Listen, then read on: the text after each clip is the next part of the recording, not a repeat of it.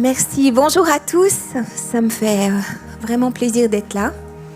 J'ai peut-être une voix un peu bizarre, mais j'étais pas trop bien ces jours, alors... mais ça va. Enfin, de toute façon, c'est un petit peu de saison, hein, on va dire. Alors, j'avais envie de vous parler des réserves du ciel. Parce que vous savez qu'on a des réserves dans le ciel énormes. Dieu, il a préparé pour nous, en Jésus, des ressources célestes qu'on peut utiliser dans chaque situation de nos vies.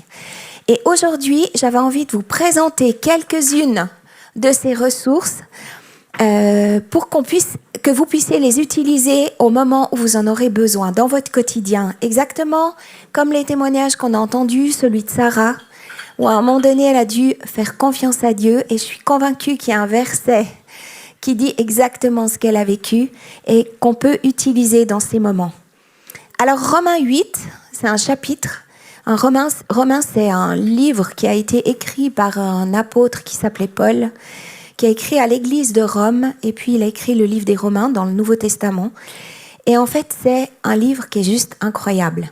On pourrait utiliser, bien sûr, dans la Bible, chaque chapitre, qui a plein de ressources et de clés, mais j'avais envie qu'on puisse découvrir un petit peu plus ce chapitre. Alors, pour que vous puissiez situer Romains 8, je vais vous donner 4 points, juste avant. Par exemple, Romains 4 révèle Abraham comme le père de la foi. En fait, Dieu a fait une alliance avec Abraham. Et le chapitre de Romains 4, il explique cette alliance, il explique ça.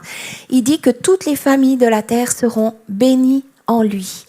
Et qu'en fait, c'est la foi qui est importante et pas les rites ou les actes qu'on pourrait faire pour être validés par Dieu. Mais c'est l'attitude de cœur, comme on l'a dit ce matin. Le chapitre 5, il explique que les hommes ne sont pas responsables de leur état de péché. Ils sont nés ainsi, on est tous nés pécheurs. Sauf un, Adam, qui était né sans péché. Mais le péché de ce seul homme a introduit la mort dans l'humanité. Mais la mort d'un seul, Jésus-Christ, comme on l'a dit tout à l'heure avec la Sainte Seine, a suffi à apporter la vie à tous ceux qui voulaient bien l'accepter.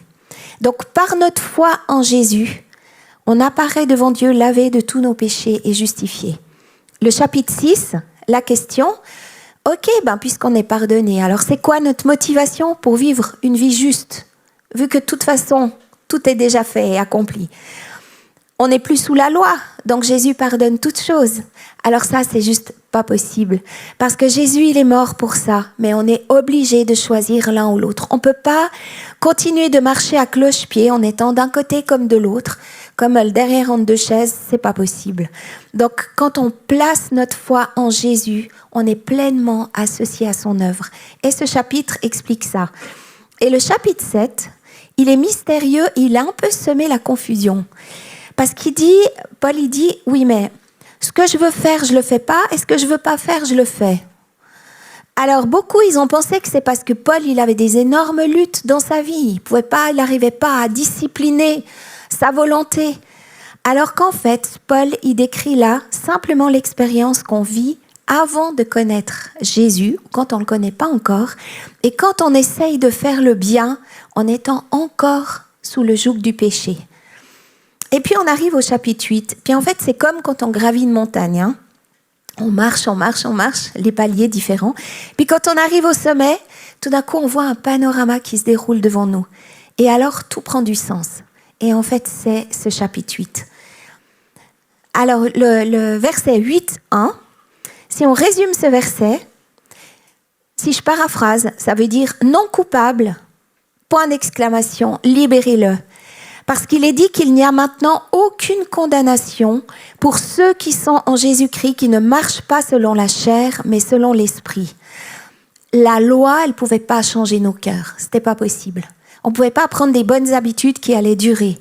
Mais Dieu, il a trouvé la solution. Il a donné son Fils pour qu'au travers de cette grâce et de ce qu'il nous donne et la victoire qu'il a acquise à la croix, on puisse être victorieux dans nos batailles et qu'on puisse être guidé par le Saint-Esprit.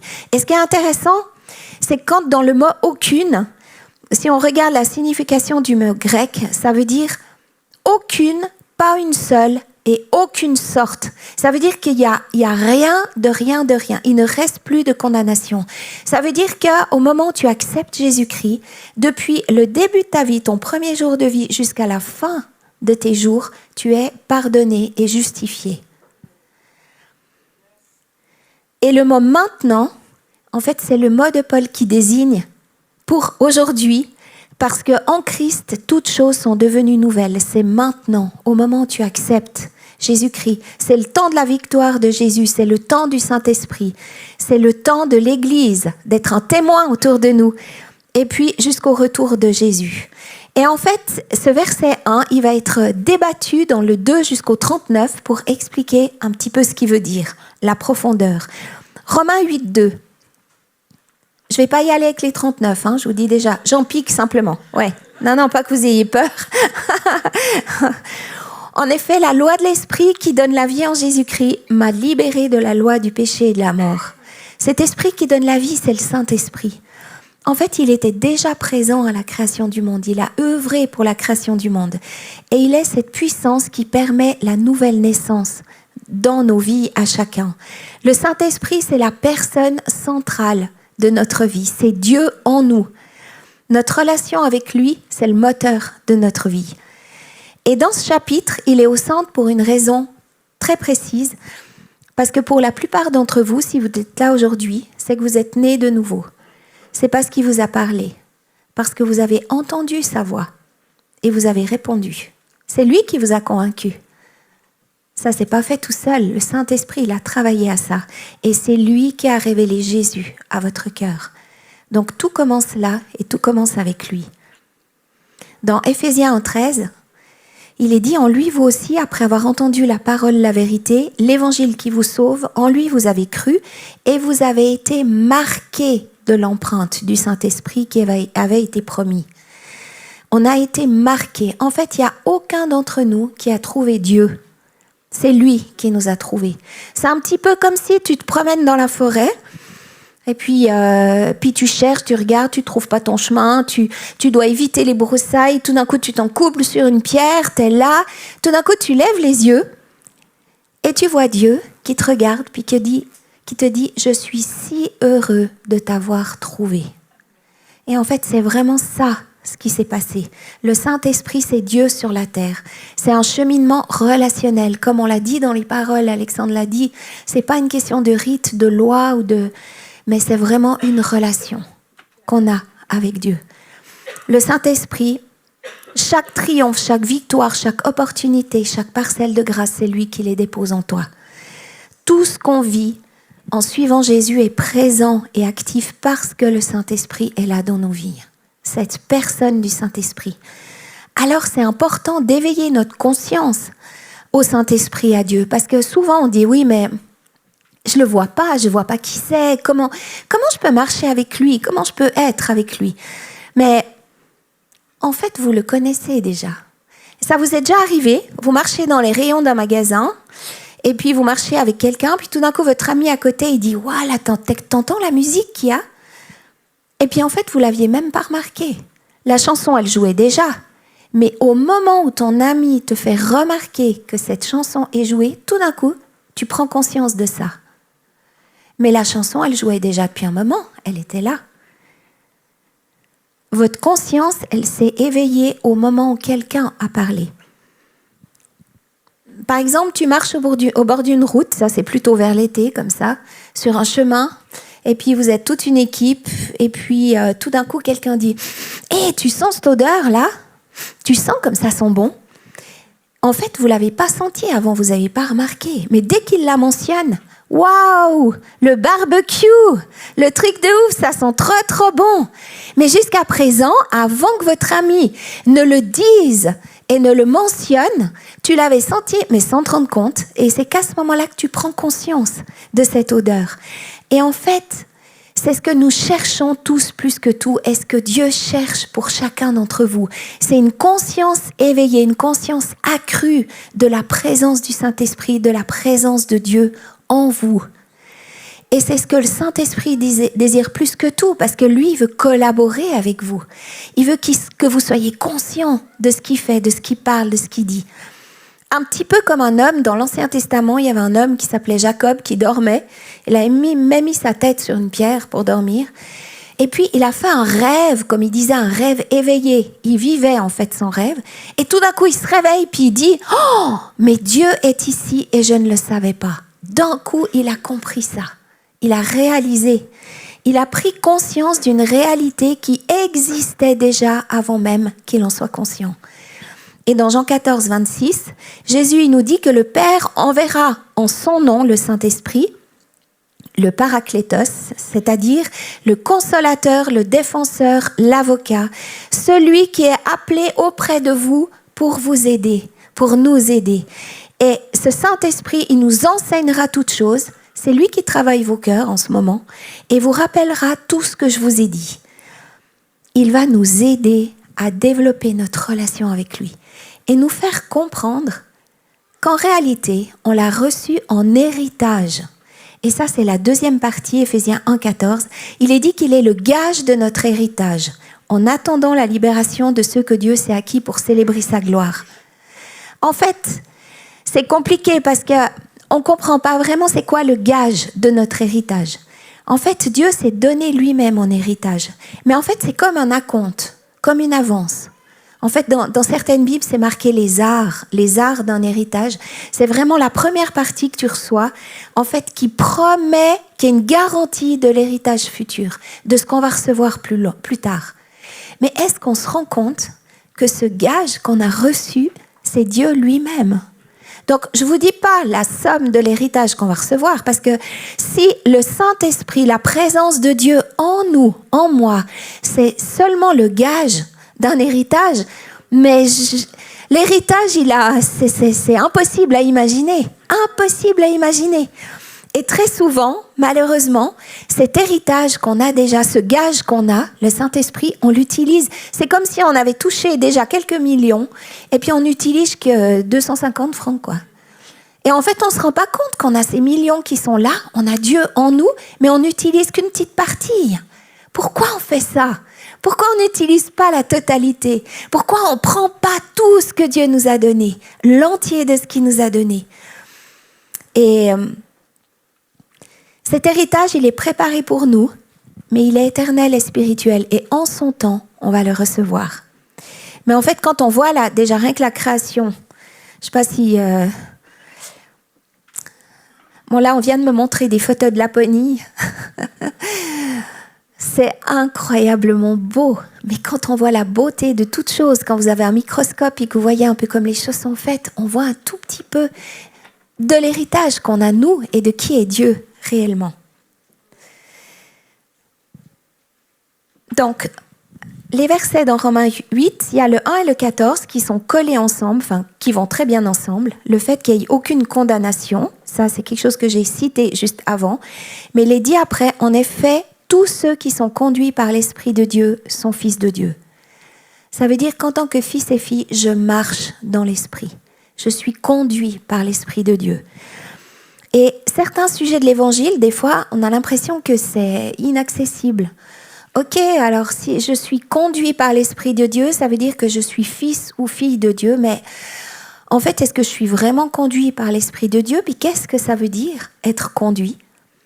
Ben moi, j'aimerais vous dire, c'est pas inaccessible du tout, parce que c'est ta nature.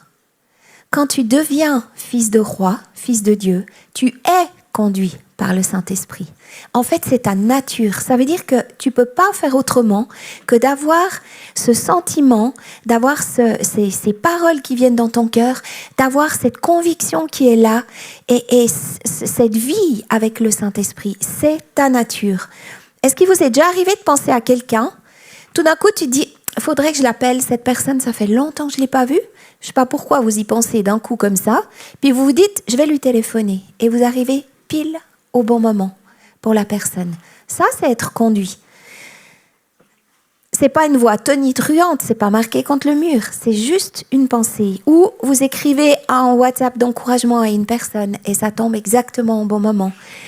Ou alors ce témoignage qui a été donné aussi par une personne dans le cadre de son travail, où Dieu l'a conduit à raconter quelque chose qu'il avait vécu il y a des années en arrière. Et en fait, ça a débloqué la compréhension de ce jeune qui tout d'un coup a commencé à ressentir des choses. C'est comme s'il était complètement bloqué et le miracle s'est fait. Parce que le Saint-Esprit l'a conduit dans ce domaine-là. Et Jésus a dit, mes brebis connaissent ma voix. Ça veut dire qu'il y a une familiarité avec la voix de Dieu. On la connaît. Et on est tellement familier qu'à la longue, on pense que c'est juste une pensée de notre cœur, quoi. Ça veut dire que c'est naturel, ça se fait comme ça. Mais en réalité, c'est tellement familier parce qu'en fait, on est créé pour ça et que c'est notre nature d'entendre ça. Donc, c'est le cri du cœur intérieur. Et plus on apprend à nous abandonner, plus on apprend à lâcher prise et à dire « Seigneur, je te fais confiance quand je pense à quelque chose, je crois que ça vient de toi », plus l'œuvre du Saint-Esprit, elle devient naturelle et normale. 8,28, il est dit « Nous savons du reste que toute chose concourt au bien de ceux qui aiment Dieu, de ceux qui sont appelés conformément à son plan. » Ça, c'est une clé qu'on a. Et je l'ai développée il y a 2 semaines en arrière, que toute chose concourt au bien de ceux qui aiment Dieu. Ça ne signifie pas que tout se passe comme il faudrait, mais ça signifie que Dieu est capable d'inverser les effets des difficultés. Il renverse ce qui est difficulté, il renverse ce qui pourrait être malédiction, il les renverse en bénédiction. Ça, c'est les ressources du ciel. Quand tu vis certaines choses, quand tu traverses des moments qui sont plus compliqués, proclame ça. Proclame que toute chose concourt à ton bien. Tu rappelles à l'ennemi, tu lui dis, je suis fils de roi, moi je suis fils de Dieu, je suis conduit par le Saint-Esprit. Toute chose concourt à mon bien, parce que Dieu l'a dit. Ça, c'est puisé dans les réserves célestes. Dieu prend les bonnes choses, les victoires, les percées et les bénédictions, mais aussi toutes celles qu'on n'a jamais demandées, qui sont des épreuves, des blessures, des combats. Et il les assemble pour produire quelque chose de beau, de profond, de porteur, de gloire.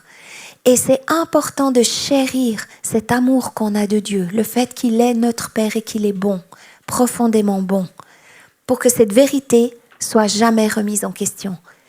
Et ce que je partageais, c'est que j'ai plus d'années au compteur qu'une bonne partie d'entre vous. Donc, j'ai l'expérience qu'avec ce qui s'est passé dans nos vies, quand je me retourne en arrière et que je vois quelque chose de bon, je vois quelque chose de beau. Parce que Dieu a pris ce qui était tristesse, il a pris tout ce qui était pleurs et larmes et il a retourné de ça en quelque chose de magnifique. Verset 31, 8-31, que dirons-nous donc de plus? Si Dieu est pour nous, qui sera contre nous? Il y a beaucoup de gens qui peuvent être contre nous. Les gens peuvent être contre nous. Les démons, ils sont contre nous. Le diable, il est contre nous. Mais Dieu, il n'a jamais dit, parce que Dieu est avec toi, personne ne sera contre toi. Non. Il dit simplement que si Dieu est pour toi, personne d'autre n'a le droit de vote. Qu'ils peuvent avoir leur opinion, mais le conseil de justice, il est composé d'une seule voix, celle de Dieu, et c'est celle qui a le dernier mot. Si Dieu est pour toi, personne ne peut être contre toi, ne peut avoir le dernier mot sur ta situation. Ça, c'est une clé aussi. 32, lui qui n'a pas épargné son propre fils, mais l'a donné pour nous, comment ne nous accorderait-il pas aussi tout avec lui? On a eu la Sainte Seine avant. Imaginez un père qui a donné son fils par amour pour l'humanité. Il a été d'accord de le laisser aller jusqu'à la croix, souffrir pour nous, porter dans sa chair le péché du monde entier, pour toute l'humanité. Comment est-ce que ce Dieu pourrait être allé jusque-là sans inclure tout le reste? Et tout le reste, c'est par exemple le paiement de ta voiture. Comment est-ce que Dieu a été d'accord de donner son fils pour toi, pour qu'il meure sur la croix pour toi et qu'il ne s'inquiète pas de tes soucis du quotidien, comme Sarah l'a dit, qui ne s'inquiète pas de comment tu vas prendre ton bus, qui ne s'inquiète pas de comment tu vas payer tes factures à la fin du mois, de comment tu vas arriver à faire face à telle ou telle situation. Est-ce que tu penses qu'un père capable d'aller jusque-là ne se souciera pas de ce qui te concerne? En fait, on lui attribue ça. On dit, ouais, mais Dieu, il se soucie que des choses spirituelles. Ça veut dire que plus je parais spirituel, plus il va s'occuper de moi. Ouais, moi, j'ai essayé, ça marche pas. Hein. Vous pouvez tout de suite mettre que ça marche pas. C'est pas cohérent avec le témoignage de la Bible. C'est pas cohérent avec le mode de vie que Jésus nous a révélé. Jésus s'intéresse à ton quotidien, à tout ce que tu vis, dans les détails de ce que tu vis, parce qu'il a été jusqu'à donner son Fils pour toi. Donc ton quotidien, il l'intéresse.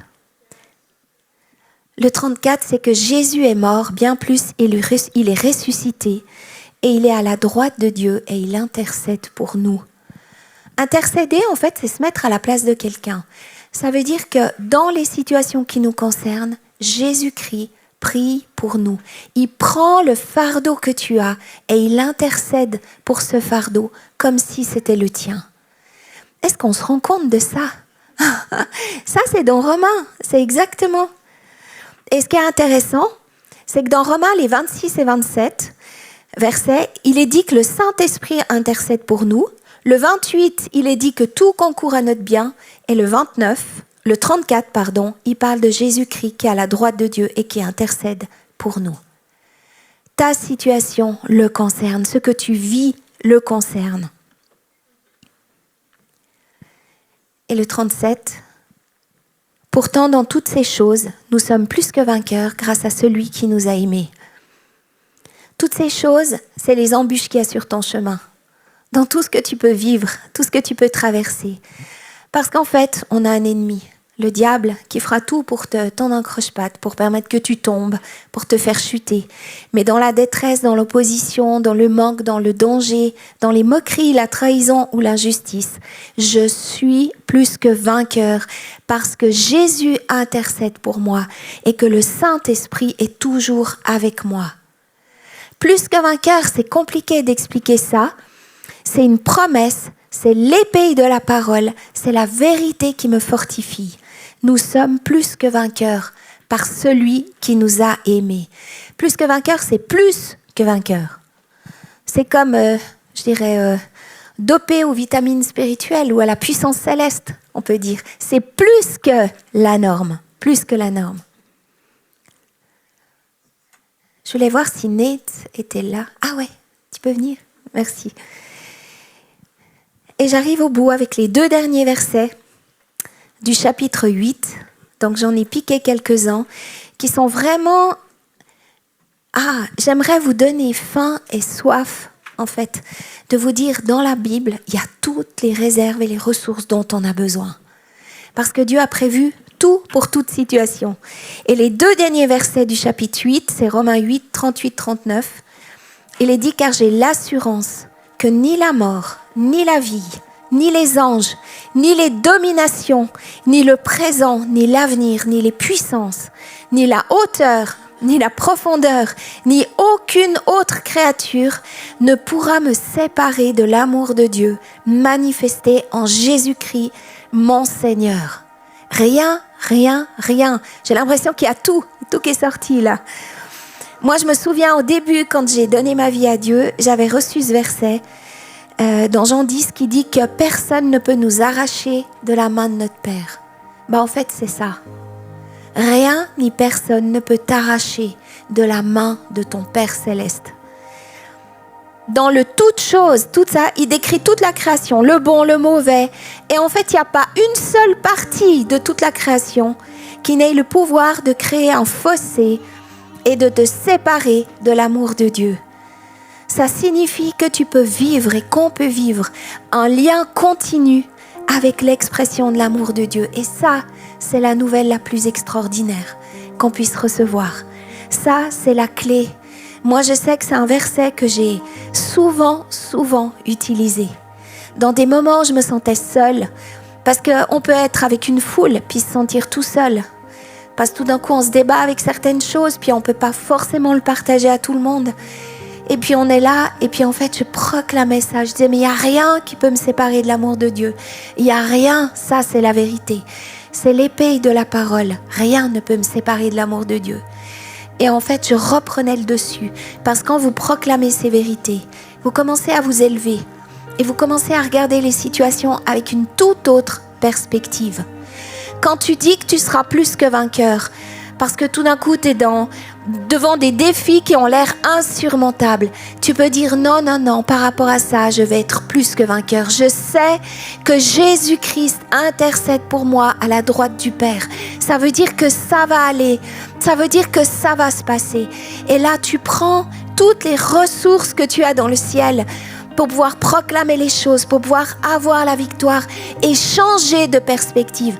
Parce qu'en fait, ce que l'ennemi veut, c'est te mettre au fond de la fosse.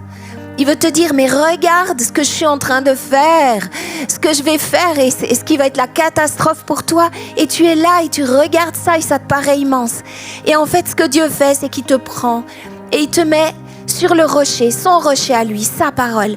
Puis il te dit maintenant, regarde vraiment comment est la situation. Et depuis cet endroit, tu vois qu'en fait, c'est beaucoup plus petit qu'avant. Ça a une taille tout à fait normale. Et qu'en fait, avec Dieu, avec le Saint-Esprit à l'intérieur de toi, avec ce Dieu Saint-Esprit à l'intérieur de toi, tu vas pouvoir faire des choses incroyables. Tu vas faire des exploits. Il y a aussi un verset qui parle de ça. Faire des exploits, gagner des exploits.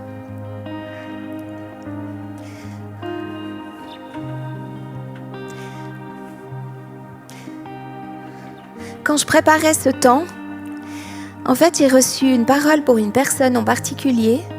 Et puis, c'est Sonia. Où est-ce qu'elle est, Sonia? Ah ouais? Oh! Elle m'a dit que... Elle m'a dit qu'elle était là. C'est pour ça que j'ai encore vérifié juste avant. En fait, ce que j'avais à cœur, enfin, ce que j'ai vraiment reçu, parce que j'ai vu son visage... quand j'ai vu les maladies psychiques. Et je crois que vraiment Dieu donne à équiper en fait cette femme extraordinaire qui est Sonia, qui est vraiment une battante. Il l'a équipée avec la dose de compassion, avec la dose d'amour nécessaire pour qu'en imposant les mains à des personnes qui ont des problèmes de dépression, des maladies psychiques, les miracles puissent se passer. Et pas par ses propres forces, mais parce que Dieu lui a mis, l'a équipée, l'a établie, l'a comme couverte d'une manière, d'un équipement nouveau pour pouvoir détruire les œuvres du diable dans ce domaine-là. Donc moi, je veux vraiment la bénir dans ça parce que c'était tellement fort quand je l'ai reçue que je voulais que ça soit dit aussi en public, quoi, vraiment. Voilà. Et puis... qu'est-ce qu'il est? Anto. Ah oui, Anto Sionat. Oui, viens là, toi.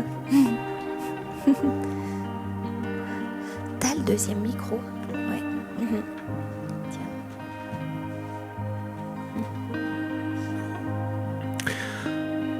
Pendant le temps de prière, je sentais que c'était une invitation un peu pour plusieurs personnes. J'ai senti très fort sur mon cœur le verset qui se trouve dans Osée 10 au verset 12 qui est marqué « Semez pour la justice, moissonnez pour la bonté, défrichez-vous un champ nouveau. C'est le moment de rechercher l'Éternel, jusqu'à ce qu'il vienne et déverse pour vous la justice. » Je vais le relire encore une fois. Oui, relis. Relis-le. « Semez pour la justice, moissonnez pour la bonté. Défrichez-vous un champ nouveau. C'est le moment de rechercher l'Éternel, jusqu'à ce qu'il vienne et qu'il déverse pour vous la justice. » Et en fait, j'ai trouvé ça extraordinaire parce que moi, j'ai reçu un mot, un bout de phrase par rapport à certains ici. C'est que Dieu t'appelle à engager. Il ne t'appelle pas à t'engager, il t'appelle à engager. Engager, c'est faire un choix, laisser le rôle de spectateur et entrer dans l'action. En fait, Dieu t'appelle à engager. Et quand j'ai entendu les paroles qu'il a données, défrichez-vous un champ nouveau, c'est exactement dans le même sens. Ça veut dire que tu engages. Tu mets Dieu en priorité dans ta vie. Et je crois qu'il y a vraiment un appel pour plusieurs ici qui peut-être, au bout d'un moment, vous avez été découragés, vous vous êtes comme assis au bord du chemin. Puis vous vous êtes dit, mais en fait, j'ai déjà essayé 36 000 fois, puis ça n'a pas marché. Mais en réalité, il y a des fois des moments de Dieu. Je ne peux pas vous expliquer pourquoi il y a des temps plus difficiles où on a l'impression qu'on est dans le désert. Et puis tout d'un coup, ce à quoi tu aspirais depuis longtemps, Dieu te dit c'est maintenant que ça se passe. Moi, je crois qu'il y a un maintenant pour vous. C'est le temps de défricher votre champ. C'est le temps d'engager, de faire un choix, de dire je me relève et je recommence à marcher. Je remets Dieu en priorité dans ma vie. Et j'aimais ça parce que dans le chant qu'on a chanté, c'était dit mon âme explose de joie car il y a en toi comme un lion rugissant. Et quand j'ai entendu ces paroles, je me disais mais ces personnes-là qui engagent, qui se relèvent pour défricher leur champ, pour chasser les ennemis qui sont venus, parce que quand on ne s'occupe pas de sa vie et de son champ, les ennemis viennent. En fait, ceux-là, ils sont comme un lion rugissant. Ils ont un lion rugissant dans leur vie. Et j'aimais ça, j'ai rien à t'offrir qui soit digne d'un roi, si ce n'est un cœur qui chante un Alléluia. C'est puissant. Mais moi, je l'ai fait, cette démarche. Parce qu'il ne faut pas croire, c'est pas parce que je suis debout devant et puis que... Voilà que... On me dit salut pasteur, ça me fait toujours bizarre d'ailleurs. J'ai bien des fois où je me suis assise au bout du chemin. Je dis tant pis quoi. Franchement, Seigneur, tout ce que tu as dit, c'était pas tout à fait la vérité. Et puis en fait, Dieu m'a dit allez hop, engage. C'est pas le moment. C'est pas le moment de rester assis. Parce qu'en fait, les gens qui sont autour de toi, ils ont besoin de toi. Alors prends les armes que Dieu t'a données. Prends les ressources que Dieu t'a données. Et engage, défriche ton champ, fais-en quelque chose de beau, fais-en quelque chose de magnifique. Et j'aimerais simplement finir, je vais vous demander de vous lever.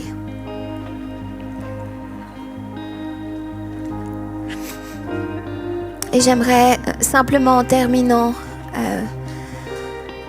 par la prière, parce que je crois profondément qu'en fait Dieu désire éveiller et accroître votre conscience de qui il est dans votre vie. Et moi je prie pour un rafraîchissement dans votre relation avec lui, un renouvellement dans vos temps d'intimité avec lui, dans les petits moments que vous prenez avec lui, où tout d'un coup vous allez être conscient des voix qui sont là dans votre cœur, dans vos entrailles, de tout d'un coup des envies qui sont là, puis de dire mais ça Saint-Esprit, c'est ça que tu mets dans mon cœur. Et moi j'appelle une conscience éveillée, accrue de la présence du Saint-Esprit dans la vie de chacun ici et dans ma vie à moi. Parce que c'est son désir profond, c'est le désir de Dieu. Il est là, il est comme ce lion rugissant. Il a envie de vous réveiller, de dire mais hey, je suis là, je te parle. Je suis dans ta vie, je te parle.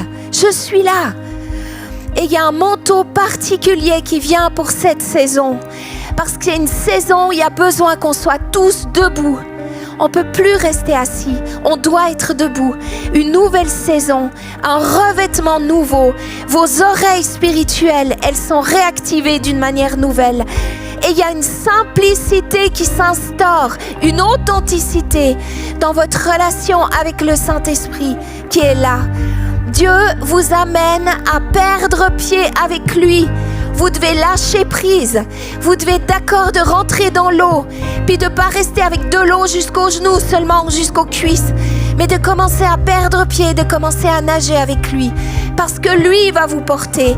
Et lui va vous amener dans des endroits et des lieux pour lesquels vous n'avez jamais imaginé que ce serait possible. Mais vous ne pouvez pas y aller si vous ne perdez pas pied, si vous ne lâchez pas prise. Il y a un amour brûlant qui est ravivé dans les cœurs. Et j'aimerais activer maintenant, en ton nom, Seigneur Jésus, ce dépôt, cette sensibilité d'écoute à la voix du Saint-Esprit, où vous ne pouvez plus continuer votre chemin sans tenir compte de cette voix qui est à l'intérieur de vous, sans tenir compte de ce que Dieu est en train de vous dire et en train de nous dire. On ne peut plus continuer comme ça. On est obligé de s'arrêter, de dire Seigneur, j'entends ce que tu veux me dire et je veux obéir. Et j'appelle vraiment la faveur et la grâce de Dieu sur chacun d'entre vous, chacun d'entre nous. parce que cette saison a besoin de vous. Dieu a besoin de ses fils et de ses filles debout dans cette saison. En ton nom, Jésus. Amen. Amen. Amen. Je peux juste...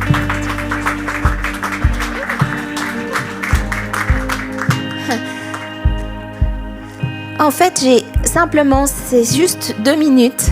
J'ai une dernière question à poser à certains ici, la plus importante qui va changer votre vie.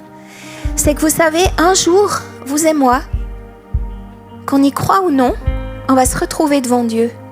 Et Dieu nous posera cette question. Il nous dira, est-ce que tu connais mon fils Jésus? Est-ce que tu le connais? Et j'aimerais donner l'opportunité. Pour ça, j'aimerais vous demander de fermer les yeux. J'aimerais donner l'opportunité à ceux qui n'ont jamais fait cette rencontre personnelle avec Jésus, qui en fait le connaissent pas ou savent pas comment il est, arrivent peut-être pas à tout cerner non plus.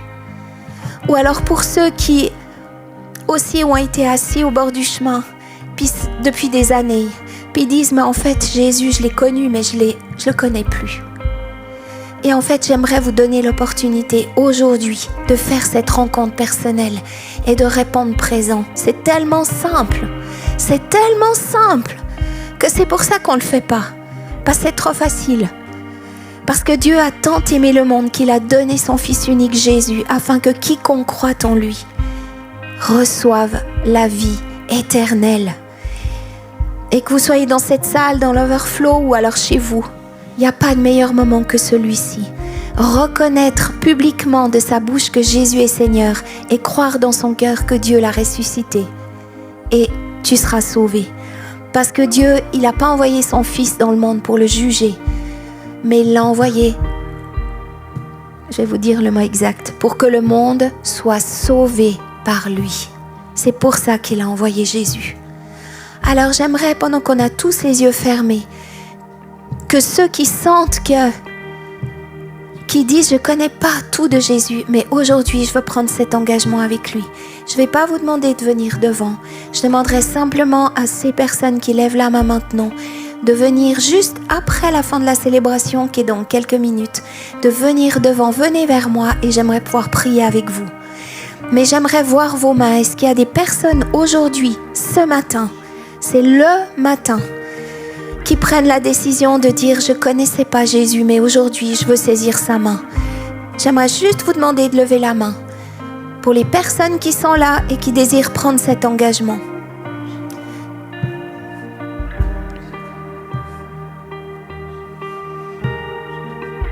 Alors, je vois une personne tout au fond de la salle, oui. Je vois ta main.